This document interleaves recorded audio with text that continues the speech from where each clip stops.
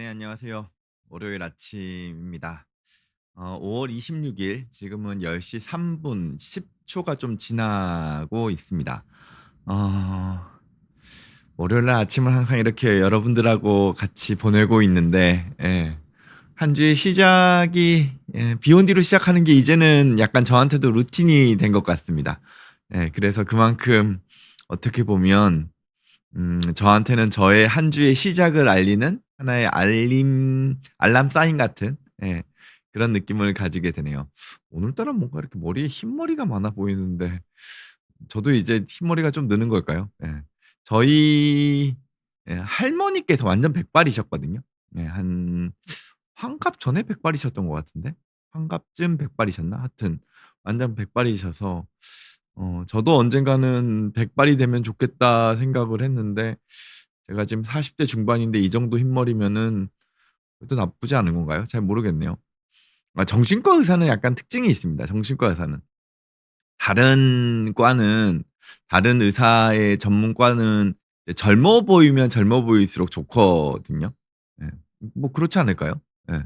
특히 피부과나 성형외과, 미용 쪽은 특히나 선생님들이 나이에 비해 젊어 보이실수록 그분의 실력이 더 높다는 듯한 느낌이 드니까 도움이 되겠죠. 근데 정신과 의사는 약간 그 경륜이라는 게 쪼끔 필요합니다. 시대에 대한 경륜 같은 거, 그리고 약간 가정사나 개인사에 대한 여러 가지 삶의 우여곡절에 대한 경륜 같은 게 있는 게 더 정신과 의사로서의 어떤 공감을 잘할 수 있을 것 같다는 느낌이 들죠. 그래서 또 너무 어려 보이면 정신과 의사는 약간 '이 사람이 과연 나의 문제를 이해할 수 있을까?' 약간 이런 물음표가 들고요. 그런 의미에서는 약간 나이가 들어 보이는 쪽을 선호하는 편입니다. 그래서 제가 일부러 더 나이가 들려고 하는 건 아니지만, 그래도 머리 염색은 아직까지는 안 하고 있고, 아무래도 아마 앞으로도 안 할 것 같습니다, 저는. 네. 그래도 아침인데 여러분들 인사를 나누면서 시작을 그래도 해 보겠습니다. 김희수 님께서 가장 처음으로 인사를 해 주셨고요. 네. 오영도 님께서 저와, 그리고 김진혁 PD님 이렇게 인사를 해 주셨습니다. 오늘의 주제가 이제 커피거든요. 커피와 뭐 정신 건강, 마음 챙김, 뭐 이렇게 지금 제목이 되어 있는데, 커피와 관련된 이야기를 좀 나눠 보려고 하는데, W 님께서 "커피 좋아합니다. 기대되네요." 이렇게 하셨고요. 저도 어쨌든 커피 거의 달고 살고 있습니다. 김두희 님께서도 인사를 해 주시면서, 김두희 님은 커피를 끊으셨나 봐요. 커피를 끊은 지 100 일이 넘었는데 "아는 왜 일이 생각나는지요. 근데 커피 끊고 나서 두통도 사라졌습니다." 하셔서, 커피가 가지고 있는 장단점이 확실히 있죠. 그런 이야기도 같이 좀 나눠 보려고 합니다. 유이 님께서도 인사해 주셨고요. 몬순이 님께서는 네, "기다려지는 시간이에요. 이광 선생님 시간." 이렇게 해 주셨는데, 기다려 주셔서 너무 감사합니다. 예. 더브이 님께서는 "나와 주세요, 빨리." 약간 이런 느낌으로 나와 말씀 주셨고요. 오늘은 한 2-3분 정도 늦었죠? 근데 2-3분 정도, 뭐 그 정도는 여러분들 이해해 주시잖아요. 그죠? 와서 이제 그 마이크 세팅하고 이런 시간이 쪼끔 필요했습니다. 네. 봄날 님께서도, 매억 님께서도 인사를 해 주셨고요. 왜 배만 나와 님께서는 "선생님, 커피 끊다가 포기하고 다시 설탕 커피 하루에 다섯 다섯 잔씩 마시고 있어요. 커피 마시면 배가 나오고 안 마시면 우울한데 방법이 있을까요?" 설탕 커피를 드시지 마시고 그냥 커피를 드시면 어떠실까요? 배가 나오는 이유는 설탕 때문이죠. 예. 뭐 이런 이야기도 한번 같이 해 보겠습니다. 더브이 님께서는, 예, 그다음에 "한 주의 시작은 맑은 눈의 원장님과 함께 시작인 줄." 오늘은 근데 좀 맑은 눈이 아닙니다. 뭔가 이렇게 혼탁한 눈을, 잠을 어제 너무 많이 잤어요, 제가. 제가 지금 지난주에도 말씀드렸는데, 약간 저의 삶에선 약간 고난의 행군 중입니다. 왜냐하면 주말까지도 지금 다 스케줄이, 6월 달까지는 거의 주말에도 스케줄이 지금 차 있어서 뭐 제대로 쉬지를 못한 채로 지금 하루하루를 버텨나가고 있습니다. 근데 그만큼 일이 있다는 건 또 행복한 일이고 저를 찾아주시는 분들이 있다는 거기 때문에 즐겁게 예 약간 이렇게 기운 내서 해야죠. 산토리니 님께서도 네 인사해 주셨고 바다 님께서는 네 "스벅에 책 들고 와서 커피 한 잔 하고 있어요." 하셨는데 그죠. 카페에서 커피 마시면서 책 읽는 게 나름대로 또 힐링이죠. 예. 임문경 님께서는 "저도 알람 해 놓고 있죠. 한 주 월요일 이 시간 쌤 설레는 마음으로 기다리고 오늘도 기대합니다. 힐링 시간을." 이렇게 하셨는데 너무 감사합니다. 너무 감사 야 근데 저 메시지가 저한테 힐링이네요. 저 메시지 자체가 힐링이네요. 예. 아이빈 님께서는 "근무 중이라 눈팅만 하고 다시 보기 할게요." 하셨는데 네 감사합니다. 다시 보기 하시기 편하게끔 지난주에는 그 주제 이야기를 먼저 했었는데 또 근데 그렇게 하니까 뭔가 너무 사람이 차가운 것 같더라고요. 그래도 뭔가 인사 나누고 하는 게 좋잖아요.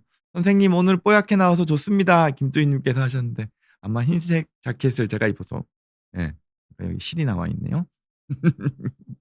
네. 자 오늘 그래도 이야기를 좀 해 볼까요? 오늘 이야기를 좀 해 보려고 하는데 우선 커피입니다. 여러분들 커피 얼마나 드시나요? 저는 개인적으로 커피를 거의 달고 삽니다. 벌써 지금 저한테는 커피가 음 이게 지금 거의 따지고 보면 이미 한 3 잔째쯤 될 것 같네요. 왜냐하면 제가 아침에 커피를 내려서 아침에 좀 일할 게 있어 가지고요. 아침에 일을 하면서 커피를 마셨고 지금 비온 뒤 촬영 장소를 오는 길에 네 또 커피를 마시면서 왔기 때문에 얼추 2 잔을 마신 셈이죠. 거기서 지금 여기서 또 한 잔을 더 마시고 있으니까 지금 제가 깨어난 지 한 2 시간 정도가 되는데 제가 한 8 시쯤 일어났거든요 오늘. 근데 벌써 지금 세 잔째, 세 잔째 커피를 마시고 있습니다. 그리고 제가 진료를 볼 때 커피를 내려서 뜨거운 물을 잔뜩 타서는 희석을 시킨 다음에 계속 커피를 마시면서 진료를 보거든요.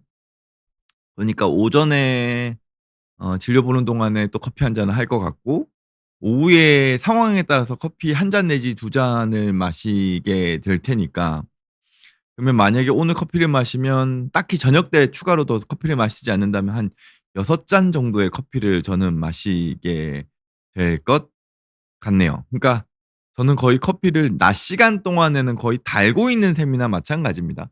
보통 평균 한 5 잔은 마시는 것 같아요 저는. 예. 그러니까 에스프레소 샷잔 기준으로 혹은 예전에 이제 제가 드립을 자주 내렸기 때문에 드립 기준으로 한 4잔 정도의 커피는 마시지 않나 싶습니다. 커피에 기본적으로 커피에도 뭐 다양한 성분들이 있겠죠. 커피에도 다양한 성분들이 있겠지만 어쨌든 정신의학에서 커피가 우리 뇌에 영향을 주는 물질이라고 한다면 카페인이죠. 예 카페인이고 카페인은 일정 부분의 각성 효과가 있습니다. 그래서 이제 아침에 일어나서 커피를 마시는 이유가 약간 깨우려고 마시잖아요. 깨우려고 마시는데 아까 전에 이제 김두희 님 같은 경우에는 커피 끊고 난 다음에 두통 좋아지셨다 그러셨잖아요. 그런 이유는 커피가 일정 부분 우리 뇌를 자극하는 물질인데 그 자극하는 물질이 빠지니까 아무래도 두통이나 우리의 어떤 신경의 어떤 예민함을 자극하는 물질이 빠졌기 때문에 두통이 좋아지셨다고도 볼 수 있을 것 같습니다.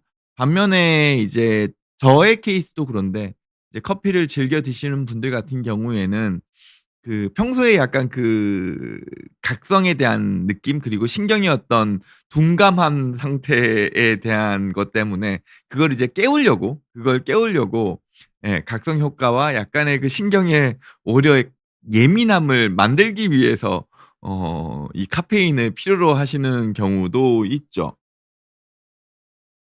그러면 이 지금은 이 커피 같은 경우에는 비온디에 있는 그 네스프레소 기계에서 뽑은 커피입니다만 각각의 커피마다 카페인 함량이 어떻게 될지에 대한 걸 혹시 아시나요? 어떤 커피가 어느 정도의 함량의 커피가 카페인이 담겨져 있을지. 네. 가장 고카페인의 커피라고 한다면 예. 많은 분들이 에스프레소가 이제 가장 어떻게 보면은 쓰기 때문에 예 에스프레소가 카페인 함량이 가장 많을 거라고 생각을 하실 수 있겠죠. 혹은 단위 용량당, 예, 예를 들어서 그 제가 지금 정확하지는 않지만 아마 에스프레소가 추출되면 한 30ml 정도가 기본 추출량인 걸로 제가 알고 있는데요. 단위 용량으로 따지면 아무래도 에스프레소가 가장 그 카페인의 용량은 높겠죠. 예. 높을 겁니다. 근데 보통 에스프레소 한 잔에 20 에서 한 40 밀리그램의 카페인 농도로 제가 알고 있거든요. 그러면 단위 농도로 따졌을 때는 에스프레소가 가장 카페인 함량이 높겠지만, 예, 에스프레소를 샷잔으로 그냥 다이렉트로 그냥 이렇게 뭐랄까요? 일반 커피 마시듯이 드시는 분들은 많지는 않죠. 예. 대부분 이제 희석을 해서, 예, 희석을 하게 되면 이제 아메리카노가 되니까 아메리카노로 드시던, 혹은 뭐 에스프레소에다가 이제 우유를 섞어서 라떼로 드시거나, 예, 그런 식으로 희석을 해서 드시기 때문에 결국에는 우리가 기본적인 한 잔에 담기는 에스프레소 베이스의 커피들, 그러니까 뭐 그게 라떼가 됐든 카푸치노가 됐든 아메리카노가 됐든, 이런 커피들은 그 샷을 추가하지 않고 기본 한 샷에 커피 한 잔을 마시게 되면 약 한 30 밀리그램 정도의 카페인 함량을 가지고 있을 것 같습니다. 그러면은 이제 다른 커피를 따지고 보면 이제 우리가 소위 말해서 드립커피가 있죠. 실제로 저는 이제 손으로 내리는 걸 좋아하는 편입니다만, 손으로 뭐 커피를 갈아서 핸드 드립을 하든, 혹은 드립 머신을 써서 이제 물을 위에서 뚝뚝뚝뚝 떨어뜨려 가지고 이제, 예, 커피를 추출을 하든, 우리가 소위 이제 일반 커피라고 얘기하는, 예, 일반 드립커피라고 이야기하는 커피의 카페인 함량을 봤을 때는 어 동일한 어느 정도 한 잔을 기준으로 따졌을 때는 드립커피가 카페인 함량이 훨씬 높습니다. 예. 적게는 1.5 배에서 많게는 3 배까지 많습니다. 예. 그러니까 즉 이제 어떻게 추출하느냐에 따라 좀 차이는 있겠지만, 물을 이렇게 빨리 추출을 하게 되면은 그래도 에스프레소보다 높습니다, 카페인 함량이. 근데 이제 그거를 천천히 드립을 내리거나, 또 특히 이제 융드립 같은 경우 천에다가 이렇게 커피를 내리는 경우에는 점드립이라 그러나요? 예. 예, 물방울을 정말 한 방울 두 방울 똑똑똑똑 떨어뜨려 가지고 이제 드립을 시키거든요. 예, 그런 경우에는 커피도 훨씬 진하게 나오고 당연히 카페인 함량도 훨씬 높습니다. 그러니까 기본적으로 커피의 카페인 함량이 가장 높은 커피는 에스프레소 기반의 커피보다는 드립커피라고 보시는 게 맞습니다. 그리고 믹스커피 같은 경우에는 기본적으로 커피량이 그렇게 많지가 않아요. 우리가 맥심이든, 예, 또 뭐 있나요? 그 아이고야, 공유 씨가 성전하던 거. 하여튼 그런 커피들 같은 경우에는 기본적으로 커피 양 자체가 많지 않아서 그렇지 커피를 추출하는 방식은 드립커피 베이스랑 비슷합니다. 예. 그래서 내가 평소 드립커피를 마시는 농도로 이제 예를 들어서 믹스커피나 혹은 그냥 블랙커피, 인스턴트 블랙커피를 먹게 되면은 아마 물을 기존 뭐 한 컵 이 정도 컵에 따랐을 때 아마 블랙커피 기준으로 인스턴트 커피 한 2개 정도는 넣어 줘야 기본적으로 맞을 거예요. 그러면은 샷잔 기준보다 많아질 겁니다. 지금 무슨 얘기냐면 인스턴트 커피는 기본적으로 한 포가 에스프레소 한 잔 정도의 카페인 함량을 가지고 있습니다. 그러니까 약 한 30 밀리그램 정도? 예. 그러니까 에스프레소나 믹스커피는 기본적으로 한 잔이 비슷하다. 예. 반면에 드립커피는 어떻게 추출하느냐에 따라서 한도 끝도 없이 높아진다. 이렇게 생각하시면 되죠. 그래서 카페인을 필요로 하시는 커피를, 예, 마신다면 에스프레소보다는 드립커피가 쪼금은 더 효율적일 수 있다. 예. 가 될 거고요. 그리고 그냥 좀 이렇게 기본적인 커피라고 한다면 그냥 에스프레소 기반의 커피를 드시면 상관은 없을 것 같다고 생각은 합니다. 어 저는 커피를, 그렇네요. 태호건 님께서는 보통 믹스 커피는 75 에서 90 밀리그램이라고 하는데, 제가 쪼끔 틀렸을 수도 있습니다. 제가 쪼끔 틀렸을 수도 있습니다. 예. 스타벅스 벤티 아메리카노는 40에서 500mg 400에서 500mg 카페인까지 있으려나요? 이거는 제가 한번 찾아볼게요. 제가 듣기로는 이제 한 잔 기준에 드립커피가 한 많으면 한 200에서 한 300 사이의 카페인 용량으로 알고 있고, 예. 여튼 그냥 양으로 따졌을 때, 예. 드립커피가 가장 그래도 높다. 예. 그다음에 에스프레소가 가장 어떻게 보면 기본이다. 이런 식으로 이해를 하시면 좋을 것 같긴 합니다. 제가 그 대학 시절 때, 그러니까 2000 년대 이제 초반이겠죠. 그때쯤 음 이제 소위 말해서 스타벅스가, 예, 저희 지역에 전 대구였기 때문에 대구에 처음으로 생겼습니다. 예. 그리고 음 그전까지는 집에서 커피 머신에서 추출하는 커피를 먹거나, 혹은 이제 인스턴트 믹스 커피를 커피로 대부분의 사람들이 즐겨 마시다가, 저의 기억으로는 그렇습니다. 2000 년대 초반에 스타벅스가 뭐 일정 부분 지역마다 들어오기 시작하면서 이제 아메리카노라는 개념의 커피와 뭐 카페 라떼, 카푸치노 이런 다양한 에스프레소 기반의 커피들이 유행을 하기 시작했죠. 예. 그리고 또 한 가지는 이제 그 즈음에 대구에서도 원두를 실제로 볶아서 만들어 주는 커피 전문점들이, 이게 프랜차이즈는 아니죠. 프랜차이즈가 아닌 커피 전문점들이 생겼습니다. 그때 대구에서 가장 유명했던 커피 그 전문점은 그 커피 명가? 커피 명가라는 그런 가게가 있었고, 그러면서 뭐 서울이나 혹은 각 지역마다 나름대로 그 지역에서 유명한, 예, 커피를 이제 볶아서 실제로 원두를 볶아서 자기만의 그 원두를 가지고 있는, 예, 커피 전문점들이 생겨났죠. 그러면서 이제 저도 커피를 어떻게 보면 그때쯤부터 대학교 이제 본과 때쯤부터 배웠다라고 표현하는 게 맞을까요? 예. 관심을 가지고 저도 이제 커피를 즐기기 시작했죠. 그리고 그때 저한테 커피를 가르쳐 주셨던 선생님 같은 분이 그냥 조그마한 로스터리를 가지고 계신 분이셨습니다. 순수하게 그냥 커피 원두만 파시는 분이셨어요. 물론 가면에 이제 커피를 주시기는 했지만, 커피를 잔으로 팔기보다는 원두로 파시는 분이셨는데, 그분한테 커피를 좀 많이 배웠던 것 같습니다. 그리고 그분도 이제 꽤 좋은 커피 로스터 기계를 가지고 있으면서 끊임없이 커피를 연구하면서 가장 최적의, 어떻게 보면은 커피 원두를 볶으려고 애를 쓰셨고, 그걸 이제 가 가지고 이제 커피 볶는 거를 옆에서 구경도 하면서 이런저런 이야기를 했었던 기억이 나죠. 기본적으로 음 제가 그때 배웠던 커피에 대한 개념은 이렇습니다. 커피 원두는 생원두이죠. 생두. 커피 생두는 우리가 쌀로 따지고 보면 쌀과 유사하다고요. 예. 우리가 쌀은 보관이 오래되잖아요. 예. 쌀은 보관은 뭐 몇 개월에서 길면 몇 년을 해도 상관이 없죠. 예. 근데 반면 물론 오래 지나고 나면 질이야 떨어지겠지만, 반면에 쌀로 예, 밥을 지어 버리면 이건 시간이 지나면 상하죠. 음.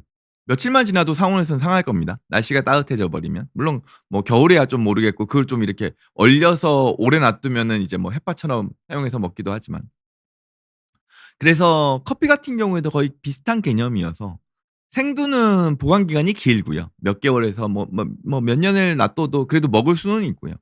반면에 이제 커피를 볶아서, 예, 생두를 이제 원두 커피를 만들어 버리면, 그러면 이거는 가공이 된 커피이기 때문에 쌀처럼, 그러니까 밥처럼, 예, 어느 정도 시간이 지나면은 상해 버린다는 거죠. 밥도 갓 지은 밥이 가장 맛있듯이, 커피도 갓 볶은 커피가 맛있다는 개념을 그렇게 제가 배웠었거든요. 그래서 가급적이면은 이제, 외국에서 수입한, 커피 원두보다는, 예, 현지에서 어 로스팅을 한, 갓 볶은 커피를 사서 드시는 게 그 무엇보다 어떤 방법으로 추출하든 간에 무조건 갓볶음 커피가 무조건 맛있다. 예. 근데 그거는 아마 여러분들도 뭐 이제는 뭐 많은 분들이 아시겠지만 예. 지금 예를 들어 가지고 제가 알기로 스타벅스는 현지에서 볶은 커피를 가져오는 걸로 알고 있고, 그리고 커피 브랜드 중에서 블루보틀이라는 커피는 현지에서 로스팅을 하는 걸로 알고 있거든요.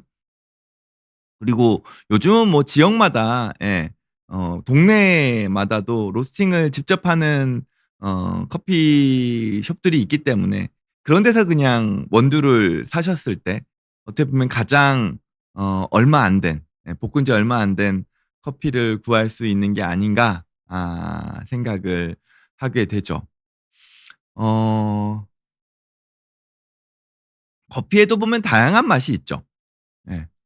와인도 그렇지만 커피에도 와인처럼 진짜 어떻게 보면은 진짜 다양한 맛이 있고, 이 커피 맛을 평가하는 사람들은 뭐 와인을 평가하는 사람만큼이나 그 "미각의 예민함을 가져야 된다."라고 이야기를 합니다. 그러면 일단 저희들이 알고 있는 커피의 맛 어떤 게 있으실까요, 여러분들? 가장 큰 건 쓴맛이죠. 예. 가장 큰 건 쓴맛이고, 기본적으로 커피는 쓰다고 하니까요. 그죠? 예. 기본적으로는 쓴맛이 기본이겠지만 근데 이거를 에스프레소를 먹었으면 당연히 쓰겠죠. 예. 왜냐면 농축이 돼 있으니까요. 단시간 내에 농축을 시켜서 뽑은 거기 때문에. 반면에 거기에다 이제 물을 타서 아메리카노를 만들거나 혹은 이제 드립을 해서 커피를 이제 추출을 했을 때 기본적으로는 쓴맛이 먼저 느껴지지만, 그러면서 느껴지는 게 이제 고소한 맛이 있고요. 어떤 커피 같은 경우에는 먹자마자 쓴맛보다는 신맛이 먼저 느껴지는 커피들이 있습니다. 예. 그리고 이제 우유라든지 설탕을 넣지 않았을 때, 설탕 시럽을 넣지 않고 순수하게 블랙으로 먹었을 때는 맨 마지막에 남는 거는 이제 약간의 그 단맛이 올라오죠. 그러면은 커피를 어떤 식으로 볶았을 때, 예 그리고 어떤 식으로 갈았을 때 그 신맛과 쓴맛이 가장 잘 표현되느냐를 했을 때 기본적으로 커피 콩을 보시면 되게 진한 검은색 콩이 있고 약간 옅게 볶아서 갈색 콩이 있습니다. 갈색 원두가 있습니다. 그런 경우에 무조건 아무래도 검정색, 그러니까 볶기를 많이 로스팅을 많이 하면 많이 할수록 쓴맛이 더 올라오겠죠. 네. 반면에 옅게 볶을수록, 즉 갈색 빛깔로 약하게 로스팅을 하면 할수록 신맛이 더 강해집니다. 그리고 같은 콩이라 하더라도 이제 커피를 갈 때 저 같은 경우는 핸드밀로 많이 갈거든요. 그럼 핸드밀로 갈 때는 이제 굵기를 조절할 수 있습니다. 그리고 기계로 갈 때도 굵기를 조절할 수 있는데 굵기를 굵게 갈수록, 즉 입자가 굵을수록 신맛이 강해지고요. 입자를 곱게 갈수록 쓴맛이 강해집니다. 그러니까 어떤 로스팅 정도의 콩을 어떻게 가느냐에 따라서 예 추출을 했을 때 맛도 바뀐다는 거겠죠. 물론 뭐 원두가 이제 뭐 더 공부를 많이 하신 분들이라면 원두 자체가 이제 어떤 커피의 종류, 커피 종자에 따라 가지고 이제 구분을 하시는 분들도 있고요. 그리고 어떤 지역에서 나는 커피냐에 따라 가지고도 맛이 쪼금씩 다릅니다. 그리고 그 커피를 어떻게 배합하느냐에 따라 가지고 또 맛이 또 확 달라지죠.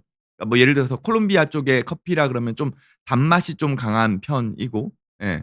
고소하고 단맛이 많고, 뭐 케냐라든지 에티오피아 쪽 뭐 이가체프 같은 경우에는 대표적인 이제 신맛이 맛있는 커피들로 좀 유명하죠.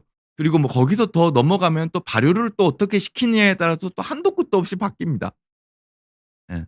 그러면은 커피만 하더라도 정말 제대로 즐기시는 분들은 와인을 즐기실 정도로 하거든요. 저 같은 경우에는 그냥 요즘 같은 경우에는 원두를 이제 고를 수 있는 데를 가면 기본적으로 뭐 그날 기분에 따라서 좀 쪼끔의 차이는 있지만 기본적으로는 그냥 케냐를 주문을 하는 편이고요. 뭐 네스프레소 같은 경우에 그냥 대표적으로 그냥 편하게 먹을 수 있는 커피 중에 하나죠. 여튼 그러면은 커피의 뭐 다양한 이야기들을 좀 나눠 봤는데 맛에 대한 것도 이야기를 해 봤고요. 빠수 영훈아 님께서는 "커피는 신맛이라고 하셨는데" 그쵸. 신맛이 기본적으로 고급진 맛이라고 표현은 하잖아요. 예. 몬수님 님께서는 "탄맛을 좋아한다."고 하셨는데 이거는 약간 우리의 마음 상태가 반영돼 있을 수도 있습니다. 저도 뭔가 이렇게 마음이 뭔가 이렇게 심란하고 씁쓸할 때는 되게 쓴 걸 찾게 되거든요. 예. 뭐 그렇다는 거죠. 아닐 수도 있습니다. 어 근데 이제 커피와 그러면 건강에 대한 걸 이야기를 해 본다면 예. 우선 커피는 우리가 "커피가 몸에 안 좋다."라고 이야기할 때 첫 번째로 안 좋은 건 사실 커피가 아닙니다. 예. 기본적으로 저희들이 "커피가 안 좋다."라고 얘기할 때 커피가 성인병 과 연관이 된다라고 이야기할 때 기본적으로 커피가 안 좋은 가장 큰 이유는 블랙커피가 아니라 커피에 섞여져 있는 우리가 커피를 맛있게 먹기 위해서 첨가한 물질들이 문제가 됩니다. 예. 대표적인 게 시럽이죠. 예. 대표적인 게 시럽입니다. 뭐 카라멜이 됐든 뭐 시럽이 됐든 설탕이 됐든. 예. 결국에는 그런 어떻게 보면 첨가물들이 당분이기 때문에 커피를 이렇게 인위적인 첨가물로 맛있게 먹으려고 하면 맛있게 먹을수록 예 비만의 위험은 높아지는 거죠. 예를 들어서 이렇습니다. 인도 사람들이 커피가 아니라 그 티타임을 그렇게 가지는데 그 사람들이 그렇게 비만한 이유는 인도 사람들이 마시는 홍차에는 엄청나게 많은 설탕과 프림이 들어갑니다. 엄청 달게 먹거든요. 그러니까 그것만 먹어도 찌죠. 예. 영국 사람들이 티타임을 가질 때는 기본적인 홍차를 마시잖아요. 첨가를 그닥 하지 않은 기본 홍차를 마시기 때문에 이 티타임이 근데 물론 뭐 티타임을 가지면서 이제 같이 음식을 먹으면 이제 그것도 또 살이 찌는 거겠지만 기본적으로 커피 자체만을 따졌을 때는 성인병으로 연결되는 경우는 그렇게 크지는 않습니다. 물론 뭐 약간 심장의 맥박을 빠르게 만들고 혈압을 살짝 높이는 효과가 있기는 하지만 그게 뭐 고혈압을 유발할 정도로 위험한 수준은 아닙니다. 하지만 오히려 커피에 추가되는 그 당분 때문에 우리들이 넣는 시럽이나 이런 것들 때문에 성인병에는 영향이 있을 수는 있죠. 그러면 커피 자체가 그 블랙커피 자체가 우리 몸에 안 좋은 게 있다면 어떤 게 있을까를 이야기한다면 누가 이야기하셨는데요. 예 보나리 님께서 예. 물론 식도암까지는 뜨거운 커피 아주 뜨거운 걸 먹게 되면 그건 당연히 이제 우리 그 피부 점막에 좋지 않겠죠. 그러니까 입 안이나 식도나 위에나.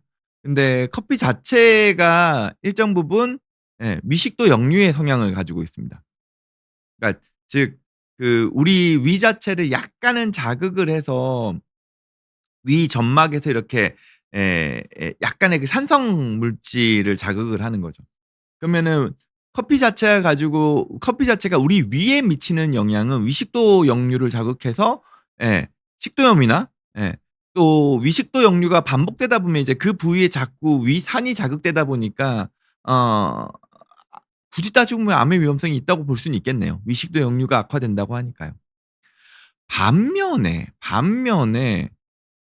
커피 자체가 우리 건강에 좋은 부분이 있습니다. 특히 우리 장기 중에서 한 장기에는 커피가 상당한 건강 요인으로 작용을 하고 그 장기의 암의 위험마저 낮춰 줍니다.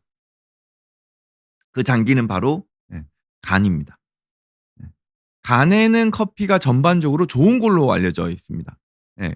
그러니까 그 지방간이나 그리고 간경화 그리고 간암에도 블랙커피 자체는 도움이 되는 걸로 알려져 있고요. 치매에는 기본적으로는 반반입니다. 무슨 의미냐 하면 어차피 카페인이기 때문에 카페인 자체가 우리 뇌를 약간 자극하거든요. 예. 우리 뇌를 자극한다는 얘기는 우리 뇌로 하여금 계속 활성화시켜 주는 거기 때문에 예. 그런 의미에서는 치매 예방에 도움이 됩니다, 카페인 자체는. 반면에 치매의 또 다른 위험 인자 중에 하나는 수면을 잘 못 취하는 경우. 즉 불면이 치매 위험 인자에 들어가 버리거든요. 네. 그래서 커피를 많이 마셔서 혹은 커피를 마시는 시간대가 너무 늦은 시간대여서 혹은 커피로 인한 불면에 민감하신 분들이어서 커피 때문에 잠을 잘 못 이루신다면 이건 치매의 위험 인자가 되어 버릴 겁니다. 그래서 뭐 아침에 먹는 커피라면 네 아침에 먹는 커피라 그러면 기본적으로는 예 '우리 뇌에 어떤 건강한 좀 자극을 주는 편이다.'라고 보시면 좋을 것 같고 당연히 그 자극은 강한 거보다는 옅은 게 좋겠죠. 강하게 팡 때리는 것보다는 그 잔잔하게 때리는 게 우리 뇌에 좀 더 좋지 않겠어요? 그렇게 생각을 한다 그러면 오전에 좀 옅은 예 쪼끔 이렇게 약하게 커피를 좀 드시는 것 자체는 예 '전혀 나쁠 건 없다.' 이렇게 생각하시는 게 좋지 않을까 싶습니다. 그러다 보니까 어느덧 벌써 10시 30 분이 좀 지나고 있네요. 어 그간 또 여러분들이 좀 질문 주셨던 거, 이야기 주셨던 걸 좀 나누면서 또 해 볼까요? 와 오늘은 여러분들도 커피에 관심이 많으시군요. 커피에 대해 오늘따라 질문이 되게 풍성하고 많은데요. 예. 어 오나리 님께서는 "정신과 의사가 어려운 게 의학적인 요인과 사회적인 요인을 함께 다뤄야 환자와 라포를 형성할 수 있기 때문인 것 같아요." 이게 제가 좀 "정신과 의사 나이가 좀 들어 보여야 된다." 여기에 대한 코멘트이신 것 같은데요. 예. 이 "의학적인 요인과 사회적인 요인 둘 다에 대한 깊이 있는 지식과 경험을 요구하죠."라고 하셨는데 저도 그러려고 노력합니다. 예. 의학적인 지식도 꾸준하게 좀 공부를 하려고 하고 사회적인 어떤 상황들, 어떤 사회적으로 또 이슈가 되는 부분들, 그리고 우리 사회가 가지고 있는 문제점들, 갈등들 이런 것들도 좀 바라보려고 하죠. 그래서 방송을 제가 그래도 좀 하는 이유들도 이제 예를 들어서 이제 뭐 그것이 알고 싶다라든지 제가 요즘 뭐 동치미도 몇 번 나갔습니다만 그런 게 우리 사회의 어떤 한 단면들을 이렇게 제가 진료실에서 못 보는 상황들을 이제 이렇게 경험할 수 있게 되거든요. 그런 것들도 제가 아마 방송을 그래도 좀 하면서 제가 직업적으로 또 얻는 하나의 이점이 아닐까 또 생각을 합니다. 그러면서 물론 뭐 이렇게 여러 가지 조언을 드리는 것도 있기는 하지만요. 유이님께서는 "갱년기가 와서 커피는 디카페인 아메리카노로 마시고 있습니다." 예. 디카페인이 어찌 됐건 간에 카페인이 아예 없지는 않지만 카페인 함량이 상당히 낮기 때문에 카페인으로 인해 가지고 잠을 못 자는 거나 이런 것들 그리고 커피 마시면 막 두근두근하는 경우에 그런 것들을 좀 줄여 주는 데 예방이 되죠. 여러분들이 들어보신 적 있으실 만한 콜드 브루라는 즉 이게 콜드 브루가 뭐냐 하면은 아까 전에 그 에스프레소는 고온 고압의 증기로 단기간에 커피를 추출하는 거고 일반적인 드립커피는 이제 고온의 물로 이제 희석시켜서 커피를 추출하는 거라면 콜드브루는 이 비커에 커피 간 커피를 넣고요. 위에서 찬물을 똑똑 떨어뜨리면서 커피를 추출합니다. 즉 어떻게 추출하는 거냐면은 순수한 압력에 의해서 추출해요. 그러니까 무 스 물방울이 떨어지는 그 압력으로 커피를 쳐서 거기서 이제 커피를 추출해 내면서 뽑아내는 방식이거든요. 그러다 보니까 커피의 맛은 충분히 살아있는데 카페인까지 추출은 안 됩니다.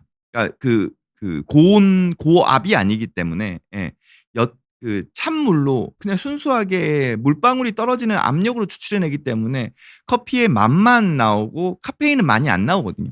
그러다 보니까 대부분의 콜드브루 커피가 디카페인 커피라고 보시면 될 것 같습니다.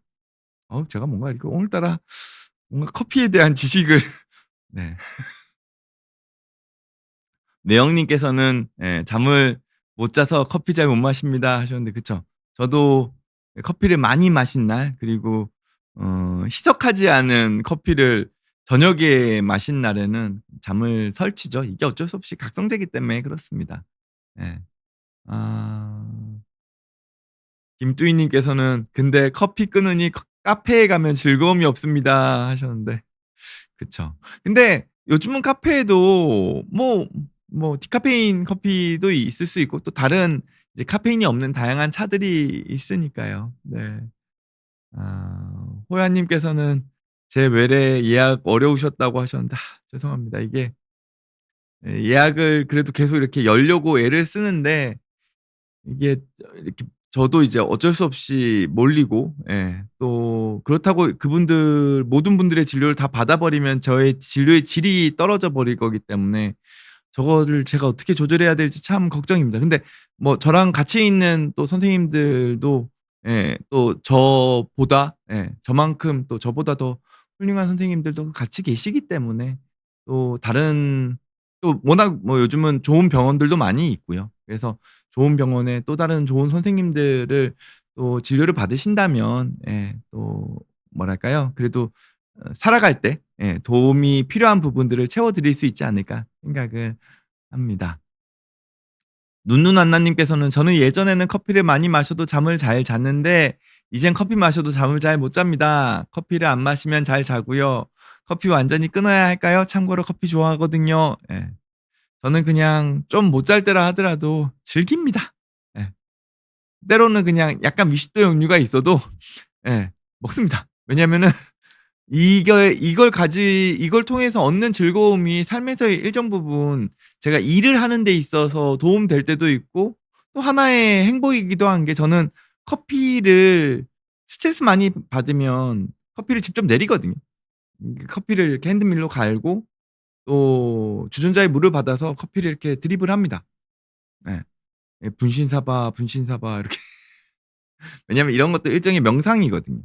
그냥 제가 맛있는 커피를 먹기 위해서 한 10 분, 15 분이라도 시간을 투자해서 예 커피를 갈고 물을 내리고 이런 게 좀 번잡해져 있는 제 마음을 살짝 안정화시켜 주는 거죠. 이런 것도 일상생활에서의 작은 뭐라 그럴까요? 명상의 방법들이니까요.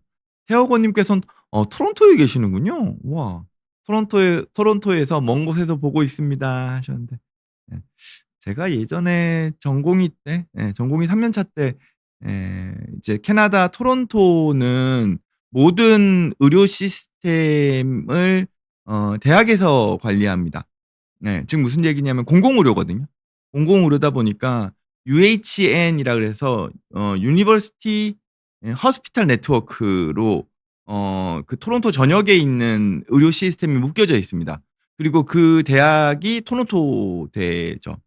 그리고 제가 그때 전공의 때 갖고 제가 펠로 때도 잠깐 연수를 했었는데 제가 암 환자 정신건강이니까요. 거기에 이제 암센터가 토론토 종합병원, 토론토 제너럴 하스피털 바로 옆에 있는 프린세스 마가렛 하스피털이라 그래서 프린세스 마가렛이 이제 영국 여왕의 여동생 지금은 타계하셨지만 여왕의 여동생이 프린세스 마가렛이어서 그분의 이름을 딴 병원이 토론토에 있는 암병원이거든요.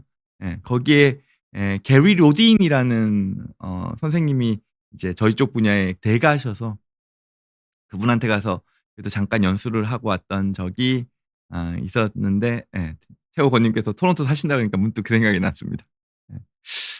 태호건 님께서는 "커피 한 잔 정도 하루에 먹고 카페인 음료수 마십니다." 하셨는데 솔직히 저는 카페인 음료수는 잘 모르겠습니다. 왜냐하면 그 카페인 음료수의 카페인이 대부분 뭐 커피에서 추출을 했던 아마 어딘가에서 추출을 했을 텐데 저는 그래도 약간 자연스러운 우리가 그냥 일상에서 얻을 수 있는 뭔가 이렇게 합성된 물질보다는 그런 걸 쪼끔은 더 선호하는 편이어서 저는 카페인 음료보다는 커피를 쪼끔은 더 선호하는 편입니다. 그리고 저는 기본적으로 찬 걸 별로 안 좋아하고 따뜻한 걸 주로 먹는 편이어서 그럴 것 같으면은 카페인 음료수는 따뜻한 게 없잖아요. 그러니까 저는 커피를 하는데 요즘 뭐 카페인 음료수 드시는 분들도 많으시죠. 뭐 대표적인 게 뭐 콜라긴 하지만요. 예. "요거 할 때 나는 커피를 마신다." 뭐 "이런 거 투표해도 재밌을 것 같아요." 하셨는데 여러분들은 커피 어떨 때 드시나요? 공부할 때 커피를 드시는 분들도 있으실 거고 저 같은 경우에는 일할 때 기본적으로 커피 달고 있죠. 커피 달고 있습니다. 그리고 저는 좀 특이하긴 한데요. 특이하긴 한데 술 마실 때도 커피 좀 먹는 편입니다. 왜냐면 그러니까 이게 좀 아이러니하죠. 술은 이제 일정 부분 신경 안정제와 유사하게 이제 나른하게 만들잖아요. 이제 거기서 이제 정신을 차리려고 커피를 마실 때도 있습니다. 태호건 님께서는 "보통 성인 입장에서 커피 몇 잔만 정도 마셔야 하나요?" 하셨는데 뭐 이거야 뭐 사람들마다 다르죠. 내가 얼마만큼 커피에 민감성이 있느냐. 이제 아무래도 나이가 들면 들수록 커피에 좀 더 이제 영향을 쉽게 받습니다. 네 그러면 즉 예전에는 커피 마셔도 잘 잤는데 어느 순간 되면 커피 마시면 잠 못 자죠. 그리고 사람마다 커피를 분해하는 시간이 좀 다릅니다. 어떤 사람들은 빨리 분해해내는데 어떤 사람들은 커피가 분해가 더뎌지면 그만큼 한 잔 커피를 마셨을 때 영향을 미치는 시간이 길어져 버리기 때문에 그러면 좀 어려워지죠. 산토리 님께서는 "잠을 잘 못 자서 오전에 너무 졸려요. 근데 한 잔 정도 마시는 편이라 너무 많이 마시기는 그렇고 조절이 힘드네요." 하셨는데 그래서 저는 오전에는 커피를 좀 진하게 먹는 편이고 예. 오후가 되면 오후가 될수록 커피의 그냥 그 향만 느끼기 위해서 저는 이제 아까 말씀드렸듯이 뜨거운 거 좋아한다 그랬잖아요. 예. 뜨거운 물을 많이 희석을 해서 먹는 편입니다. 원수희 님께서는 제가 오늘 커피에 대한 그래도 약간의 그 지식적인 이야기를 해서 그런지 예. 아니구나. 아니 왠지 모르겠지만 원수희 님께서 "선생님 멋져요."라고 하셨는데 감사합니다. 또 승환홍 님께서는 "내과에선 아예 마시지 못하게 하지만 한 잔이 적절하죠. 주로 아메리카노 위주로요."라고 하셨는데 아까 말씀하셨듯이 아까 말씀드렸듯이 그래도 블랙커피 자체는 그렇게 나쁘지 않고 가끔 저는 이제 에스프레소를 마실 때도 있거든요. 에스프레소를 그냥 순수하게 마실 때도 있습니다. 근데 저한테 이제 커피를 가르쳐 준 선생님이 꽁지머리를 하신 되게 독특한 선생님이셨는데 예.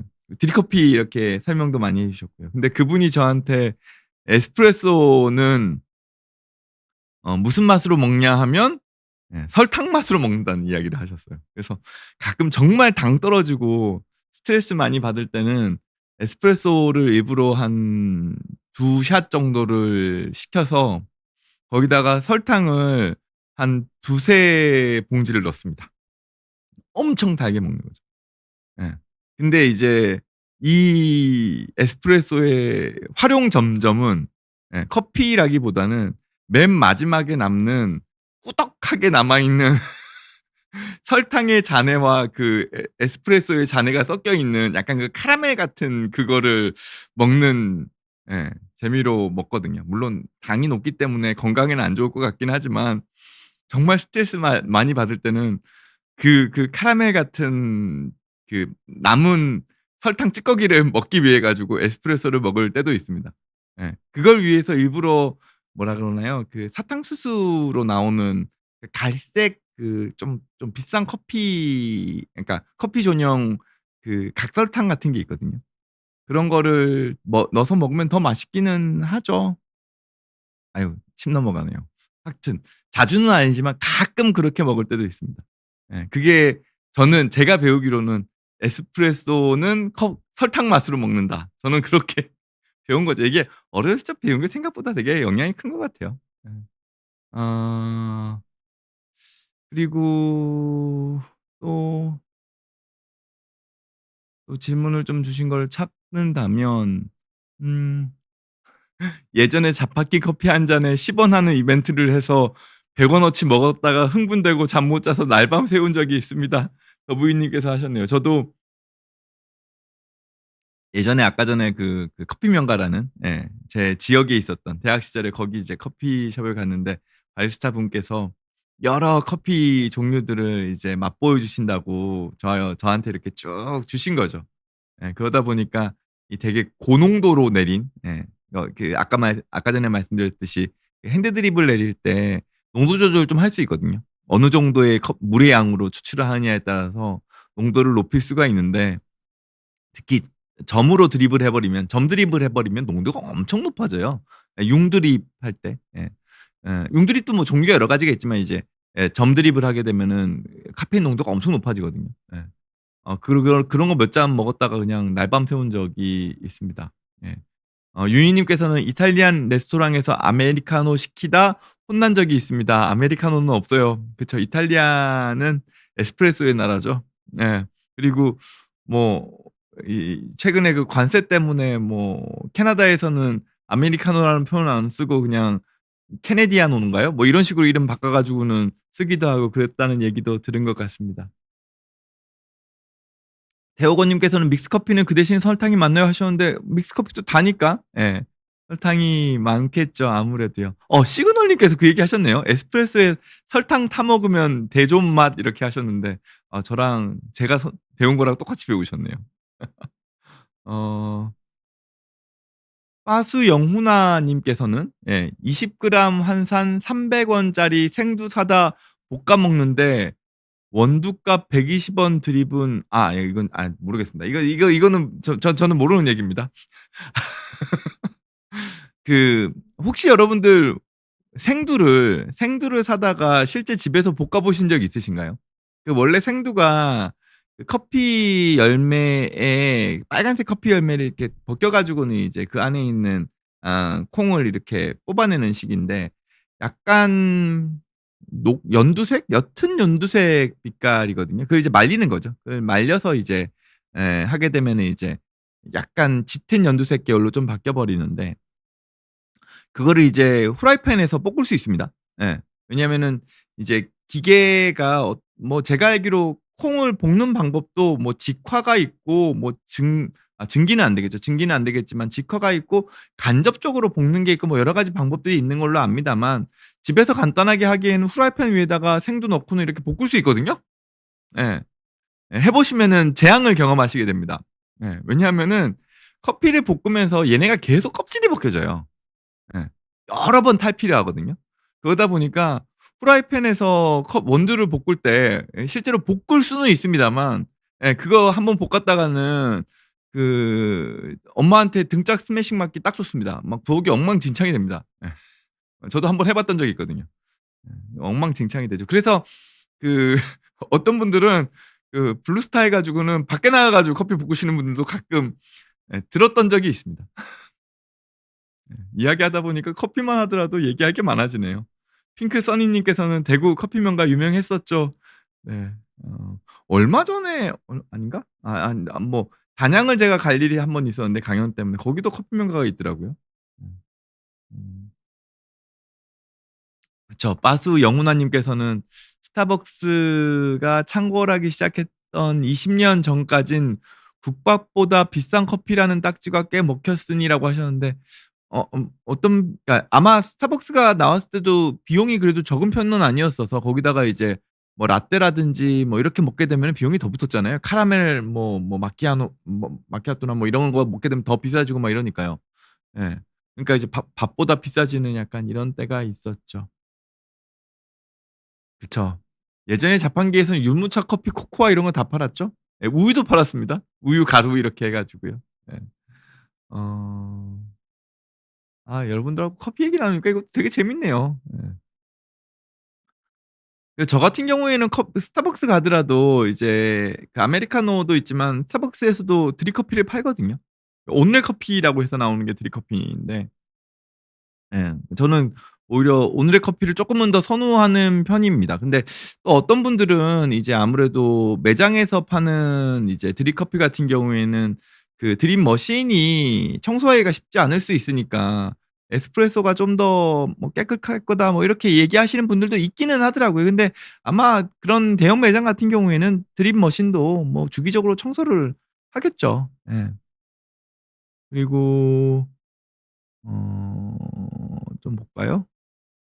와 오늘은 댓글이 진짜 많네요. 와 다음부터는 그냥 이런 주제를 좀 올까 봐요. 예. 산토리니 님은 "저는 폴바세처럼 진한 라떼는 못 마시겠더라고요." 그러니까 커피 매장들마다 약간 트렌드가 있죠. 그리고 시대마다 약간 예 뭐 약간 스타벅스가 유행할 때도 있고 한동안 폴세권인가요? 뭐 이런 식으로 해 가지고는 폴바세 주변에 살아야 된다는 얘기도 있었다가 요즘은 좀 들어갔죠. 예. 어 또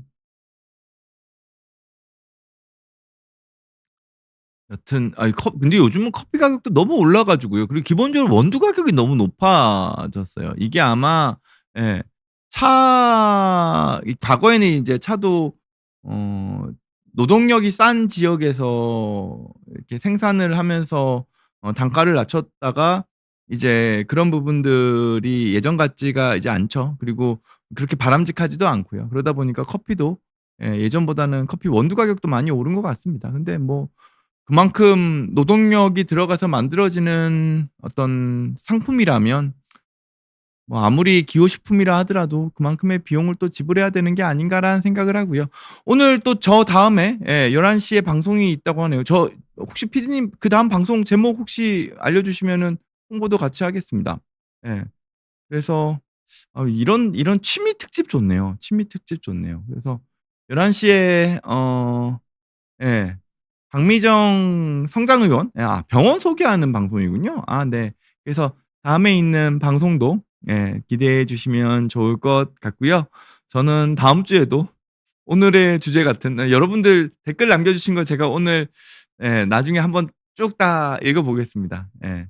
어 다음 주에도 좀 이렇게 가볍고 여러분들하고 소통하기 좋은 주제 가지고 와서 또 월요일 아침 시간 함께 하도록 하겠습니다. 정신과 의사 이광윤이었습니다. 함께 해 주셔서 감사합니다.